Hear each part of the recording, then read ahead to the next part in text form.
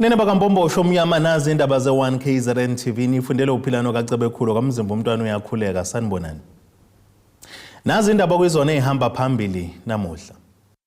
Usongwe yokugcina okuqoshiwe intsha yesimama ihlomuleko lozobuchwepheshe kanti yasothukela yethulwe lwezangasese.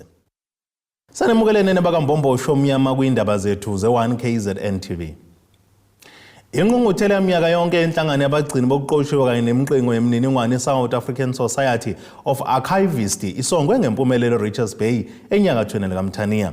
Le ngqungquthela beyihlanganisa ihambele zokwamanye amazwe ibukeka izothela kuyithele ezinhle njengoba bekwazile ukuthi bekhulume ngezinto ezizothuthukiswa lomkhakha wokugcinwa kokuqoshiwe kuhambelana noguquko lwesine losozimboni phecelezi i4th Industrial Revolution.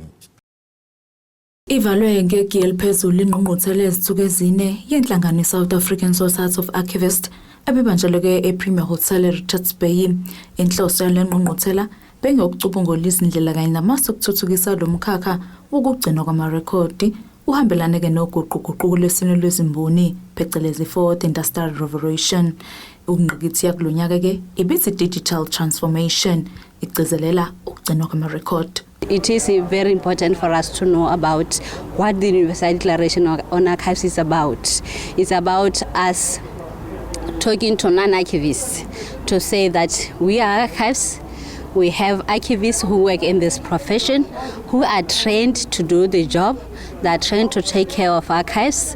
And the Universal Declaration on Archives also highlighted the importance of democracy, highlights the importance of good governance. So that's what I came here to talk about in this conference. For example, umuntu ohlala emakhaya, ama-libraries asendaweni ehlukile, ama-archival centers asendaweni ehlukile. So if you're at home, services should be coming to you. You can use your phone, you can use your gadgets, like when you go to a bank, asaye ema-bank angithi manje ama-records zonke into online. So technology has really made life very easy for abantu and more convenient.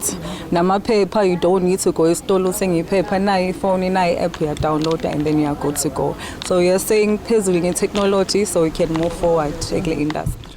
Njengoba ke zobuchwepheshe ziyazithuthuka kule nkonfa kuvelile ukuthi ke ezinye zezindlela ukuthi ke bagoqula indlela bebegcina ngayo ulwazi kanti ke manje abantu sebeyakwazi ukuthi ke besebenzise omakhalekhukhwini nokunye ukuthola ulwazi noma ama-record. Ama-archive nje ukusuka kwawo ayeqoqa kakhulu umsebenzi ukusebenza kwahulumeni. Okusho ukuthi into eningi ekuma-archive ukusebenza kwahulumeni. So ke ukusebenza kwahulumeni ke ama-record lawo ke akulula ukuthi kodwa phela ngeke phela abe 100% kodwa ke ayachaza ukuthi uhulumeni usebenze kanje. For instance ukuthi khona umnomzana othile o umama othile owathenga iplaza endaweni ethile walithenga ngale mali kuhamba isikhathi lamovela kwindodakazi. So ke lezo zinto enjalo kodwa ke kuloko ke kolwazi lolu lomlomo i-oral history manga kubiza kanjalo ukuthi siqinisekise ukuthi kuyiqiniso manje sisizwe kakhulu ki-technology ngoba mawuya nje laphana kwi-website yethu uzobeza abantu bekhuluma mabekhuluma abantu uzokwazi futhi ukuthi ubone ukuthi ababalalela abantu bathini ngalolu lwazi abalishoyo. Ingane zamantombazanyana ezibalelwa kumashumi ayisishiyagalolunye zaseMzumbe ogwini oseningizimu nesifundazwe KwaZulu-Natal zinyele inyolo esandleni kathi ke ithola ithuba eliyingqayizivele lokufunda ngobuchwepheshe be-internet phecelezi e-coding.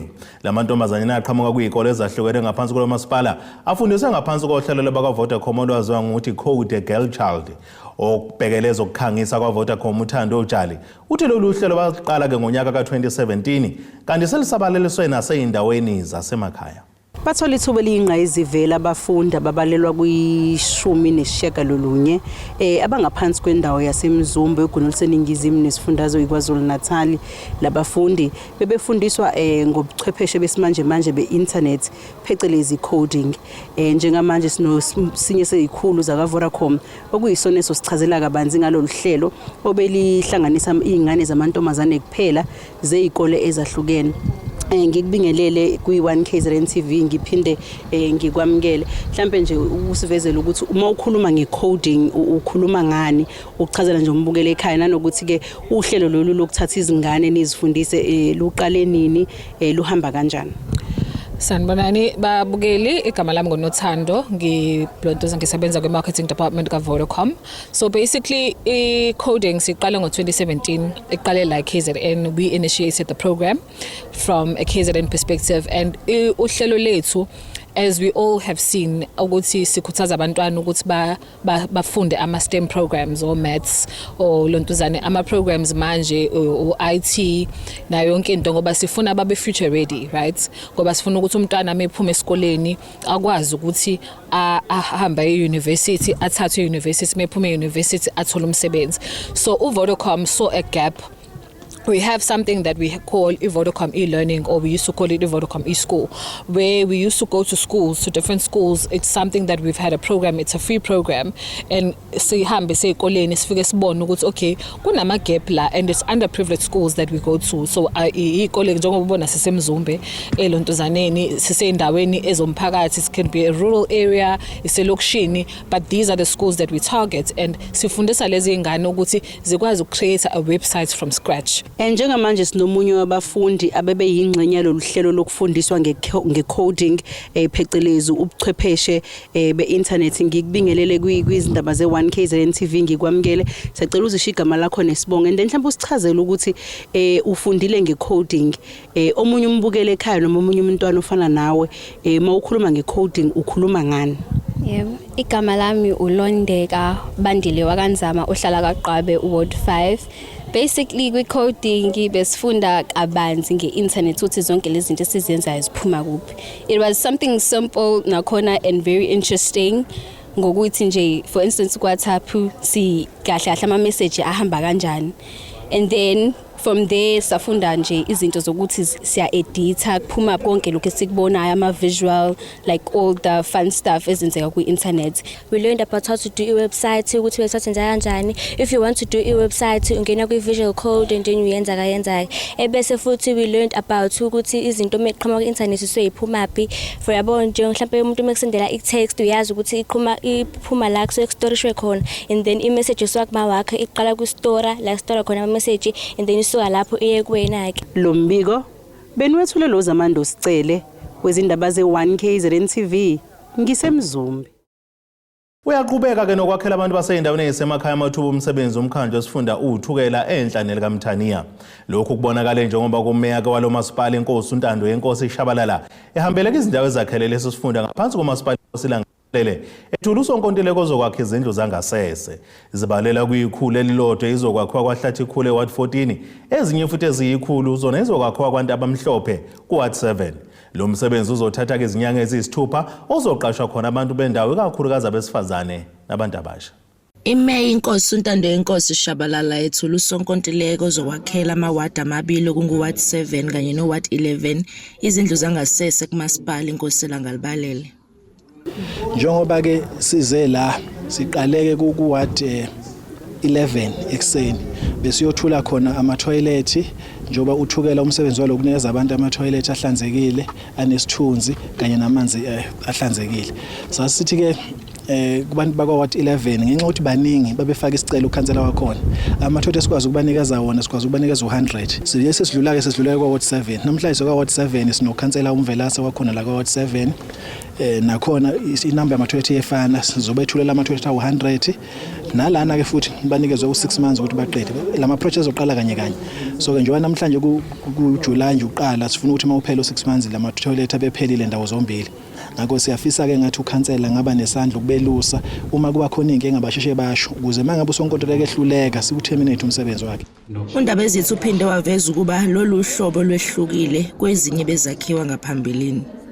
Lama toilet ke siwalathayo manje awuhlobo olungconywana kakhulu abizwa ngokuthi ke ngesingise ama double pit VIP toilets. Kusho ukuthi maligujwa leli toilet ligujwa ngendlela ukuthi libe likhulu libe nemigodi emibili. Kodwa ke mawusulakha ngaphezulu wakha indla iyodwa. Le migodi emibili iba ngaphakathi endlini.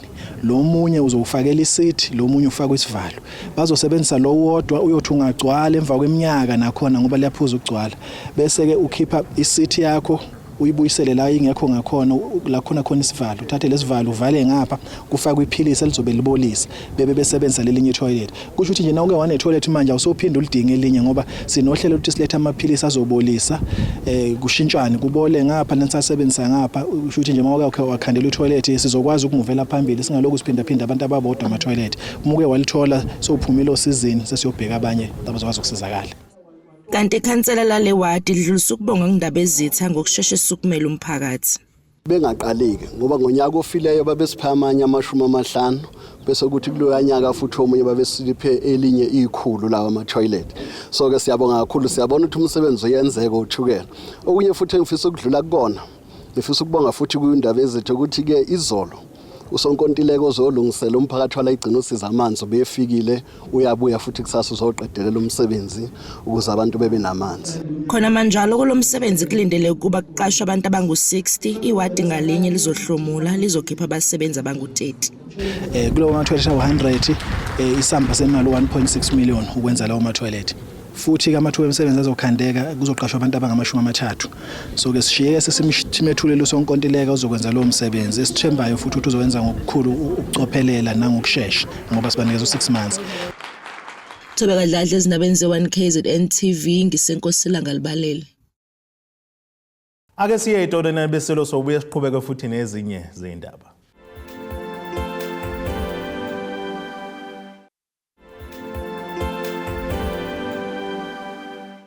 Asibonge siphinde sinamukele futhi kwindaba zethu ze1KZN TV nazo kwizona ehamba phambili namuhla. Kusongwe yokugcina okuqoshiwe intsha yesimama ihlomuleko lozobuchwepheshe kanti yasothukela yethulwe lwezangasese. Udonsa kanzima umphakathi waseNyandezulu kwa24 ugwino seningizimu nesifundazwe KwaZulu-Natal njengoba sekuphela izinyanga eziyishagalombili zonke bengenawo ugesi. Ngokusho kwalo mphakathi kwaqhuma isiphehlimandla nyakenye nokwashiya imizi ebalela kuma-25 ingenawo kugesi. Ilungu lomphakathi ufikile Mbhele uthi inzima impilo ongabi nawo ugesi njengoba bephoqeleka ukubasa phansi. Sinzima isimo ophila ngaphansi kwaso umphakathi waseNyandezulu kuward 24 ngaphansi kwamasipala iRenkonyeni ogwino seningizimu nesifundazwe KwaZulu-Natal njengoba sekuphela izinyanga eziyishagalombili bengenawo ugesi. Lo mphakathi uthi inzima kakhulu impilo yokungabi nawo ugesi. Ilunga lomphakathi lithi kwabo lokudla emafrijini kwestokfela ngesikhathi kuqhuma isiphehlimandla phecelezi transformer kanti mningi imizamo sebeyenzile yokuthi balungisele ugesi kodwa kulungi. Le esibhekene nayo njengamanje kagesi eqala ukuba inkinga ngomhla ka24 December last year 2023 ne ugesi lokho waphela lokho senza ama program uthi sikwazi ukuthola ugesi kodwa Eskom wabona ukuthi akakwazi ukuhlangabezana nathi so mphakathi ngoba akusho ukuthi ugesi uphele kuwa 24 wodwa iqeqebane nje le ndawo engeningi imizi nje a-few abantu bebene grocer eka December behlukanisa idokfela abantu abazange bakwazi ukudla lezo zinyama zaphetha ngokuthi zinakale kwaphetha ukuthi abazilahle kumanje nje zonke into appliances sasinayisho noma sasebenza yini ngoba asazi ukuthi ama-fridge asezo noma akasebenzi lokho acisha ngomhla 24 December. Iqhuba uthi sebephoqeleka ukubasa phansi. Akuphekeki sinamaziko sesiphenduke nje shuthi into infrastructure sinayo thina zikhona izinto ezithi fanele sebe ne-infrastructure kodwa azenzeki.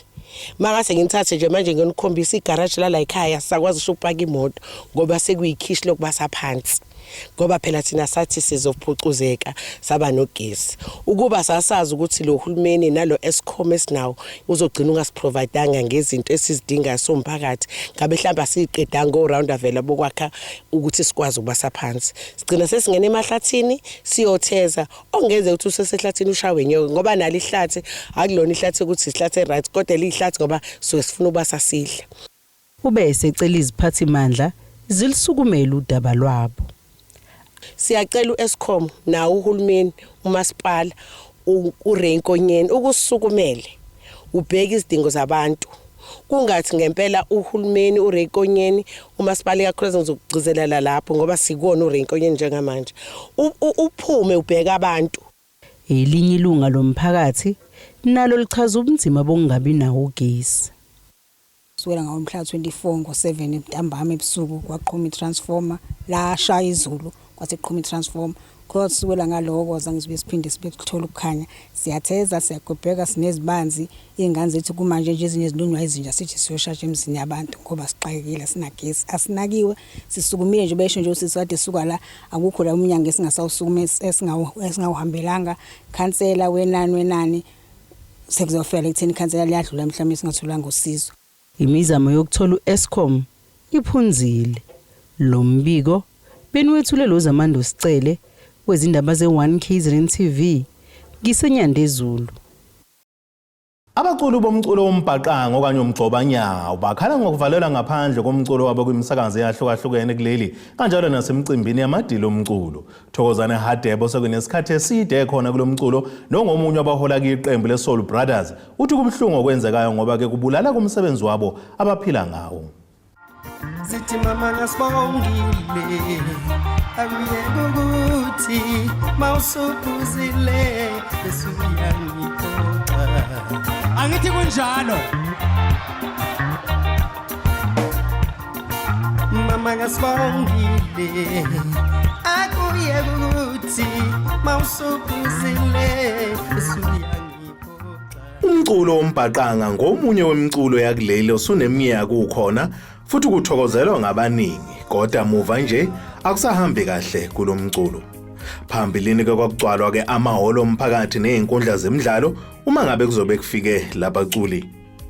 Inkakho kade kwasaziwa ke zivuka nalomculo zikhihle sikanandi ngokubulawa komsebenzi wazo zibuka. Ubukeka sengathi uyacindezeleka lo mculo wethu lona wombhaqanga yizona inkinga sibhekana ukuthi phela kudala bekuyeke ukuthi mabe kuhlanganisiwe abaculi ngokuhlukahlukana ufakwe nombhaqanga bekhona ingakho wawuhlala ukhona emahlweni abantu behlale bekhumbula njalo manje awusafakwa manje la kunemicimbi khona yiyo lento esilimazayo thina mantothu umbhaqanga ngathi awusanakeki kanti kubalekile umbhaqanga umunakwa udlalwa emsakazweni ngokuhlukahlukana ikona okwenza ukuthi ungapheli emadlebeni abantu bawazi ukuthi nomculo nje lesikhathi bewudlala abantu bayakwazi mabe ngawudlali uyalimala emadlebeni abantu kugcina sengathi umculo ongekho kanti sisaqhubeka kathi sisawurecord kodwa manje nabantu abaningi bayitshethi ke awusekho ngoba manje awusadlalwa ngendlela obudlala ngayo kudala. Siyafisa impela ngathi sibize nathi labe kuhlangene khona abaculi umbhaqanga ufake noma ungeke sifake sonke sibaningi kodwa livele nje igama lombhaqanga kosithokoza kakhulu lokho sabaculi bombhaqanga. Okunye kokuvelayo ukuthi ke nabahleli bemicimbi bawavalela ngaphandle amaciko akulomculo.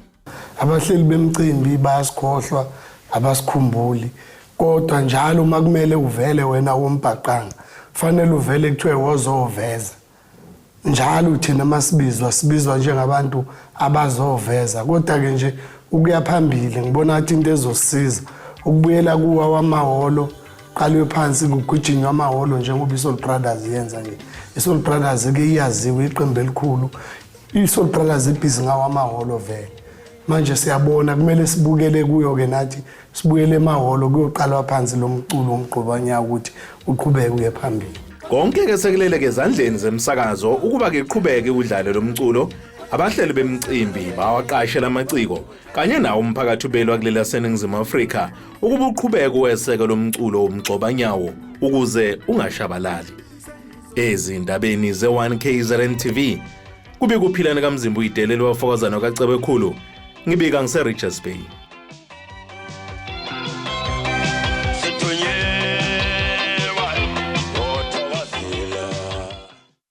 Ake siphinde sithi shelele iTolweni nebesilo sobuye siqhubeke futhi nezinye izindaba.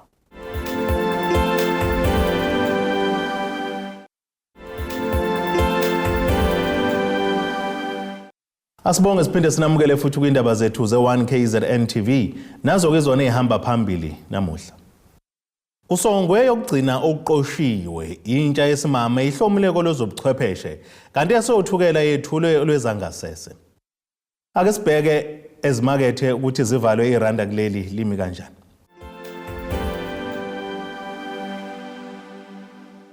Randa kuleli ungu-18.20 kwidola lasemelika belungu 19.69 kwi-euro yase-Europe lingu-23.24 kumaqhathaniswa nopondo waseBrithani. Intengo yegolide yonzoni imakethe zivalwe iku-$2,364 88 ounce ukuthi intengo engahluziwe yona izimakethe ivale ngu-$87 43 umphongolo.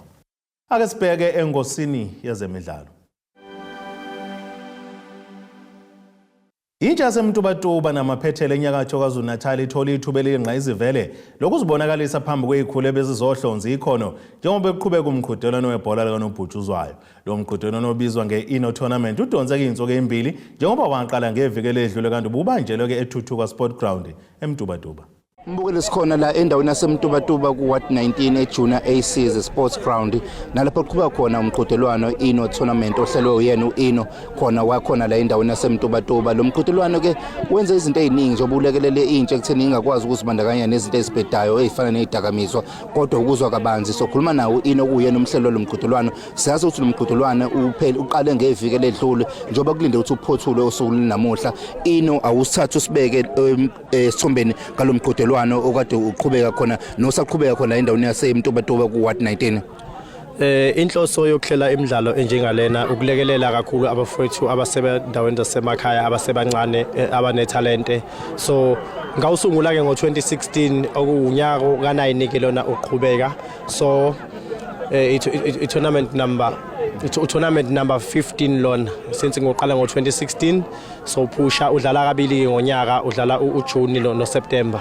So ngiyajabula kakhulu ke mina abantu abakithi abasha mabehlangene kanjena siqhudelana ngebhola ngale kokuthi mhlawumbe sisenze ezinye izinto ezingaba iseceleni mhlawumbe njengophuzo oludakwayo kungaba zidakamizwa nokunye. So inhloso enkulu ukuthi kulekelele abafana abancane bekwazi ukuthi nabe beveza amathalente nokuthi ngelinye ilanga mhlawumbe bekhona ukuthi bekhule ngokwebhola mhlawumbe i-tournament ikhule izifike ezingeni ukuthi iheha ama-scouts iheha ama-sponsors amakhulu ukuze azokhona ukuthi isondele ngenelele ukuze kwazi ukuthi kukhuphuleke abadlali sibasuse mhlawumbe esigabeni sokudlala ibhola semakhaya kube ukuthi sibabeke esigabeni sokuthi badlala ibhola elikhokhelwayo.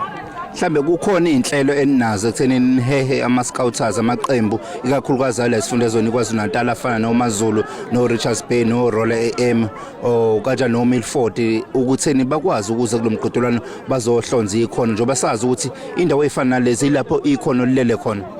Yebo lukhona uhlelo olunjengalelo osiphezukalo njengamanje siyasebenza sizama ukusebenzisana nawo lo mathimu wabalili kakhulukazi awase KZN ukwenza isiqiniseko sokuthi mhlawumbe kwi-tournament elandelayo kukhona mhlawumbe esizobasondeza eduze bakhona esizobacela ukuthi beze bezolekelela abangalekelela khona uku-identify ithalente.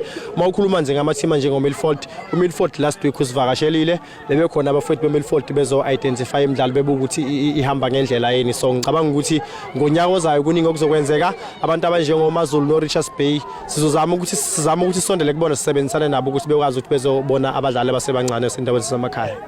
Ngaphandle kwebhola siyazi ukuthi abantu abawosomabhizinisi abasafufuza kanjalo nabazizamelayo ukuzama ukubeka itafula ukuzama ukubeka isinko etafuleni bayakwazi ukuthi bahlomule ngale midlalo kanjena. Siyabona nabo abantu bayadayisa mhlambe ngabusho ukuthini lokho emphakathini. Engakusho nje basizakala kakhulu omama kakhulukazi laba abasendaweni esemakhaya abadayisayo abasidayisela okuya ngasethunjini. So bayasizakala nje kakhulu ngemidlalo enjengale and nawo bayayithakasela kakhulu. Kuyasijabulisa kakhulu ke thina njengabahleli nabadidiyeli bale midlalo ukuthi siyakwazi ukuthi sibuyisele emphakathini ngoba suke sazi ukuthi mangabe sokuyisikhathi se-Ino Tournament baningi abantu abazosizakala ngokuthi beze emagroundini bezosidayisela into edliwayo neyiphuzwayo kanjalo. Yeah. Mbukele siyabonga kakhulu yena lo umgqugquzeli wawo umqhudelwano lo Ino Tournament oqhubeka khona la endaweni yaseMtubatuba. Sokwazi ukuthi nje manje sikhulume nabanye babadayisayo sizwe ukuthi ngabe bona bahlomula kangakanani ngokudayiswa kwabo kulo mqhudelwano njengoba sazi ukuthi abantu abaningi baye bahlomule uma kunabantu abaningi njengoba benamabhizinisi bezama ukubeka isinkwa etafuleni. Kusilekelela kakhulu njengoba namhlanje njengoba sitholile amasentana sizokwazi ukuthi abantwana bethu bathole leso sinko lento umncane usithokozisa kakhulu ngoba abantwana bethu bakwazi ukuthi behlale. Siyafisa nangelinye ilanga befike laba ababuka abantwana bethu bebathathe nabo odlala kulamaqembu amakhulu. Sithanda kakhulu lo mfana lo owenza lo mhlalo siyathanda kakhulu ngoba uwenza ukuthi abantwana bengabe egebengeni bengakho kuma drugs bayazi nje ukuthi bayadlala beveza ikhono lapho nje kuphela ikhono alithengwa into ozalwa nayo ngeke ulambe mawunekhono yikho sithi ena lo mdlalo nje akathi waqhubeka njalo umnyaka yonke noma sekuyinto ke engaqali sekuyinto nje ayihlala iqhubeka kudlala sithi nje abaxhasi abavele bakithi baqhaselo abantwana bethu bevele kulama TV amakhulu nasemaqembini amakhulu. Mbukeli uyayizwela ke abanye babadayisi khona la enkundleni ezemidlalo iJunior Aces nokuyibona abahlomula kakhulu ngoba khona komphakathi osukuthamele wona lo mqhudelwano iIno tournament basibongela kakhulu ngoba khona kwalo mqhudelwano bayafisa ukuthi lo mqhudelwano uhlezi ukhona uqhubeka ngaso sonke isikhathi ungapheli njengoba bahlomula kakhulu ngokuba khona kwabantu kuwona lo mqhudelwano. Ezindabeni ze1 KZN TV ubikuthi abantu maphumulo eMtubatuba. Ake sibheke naso isimo sezulu esingalindeleka.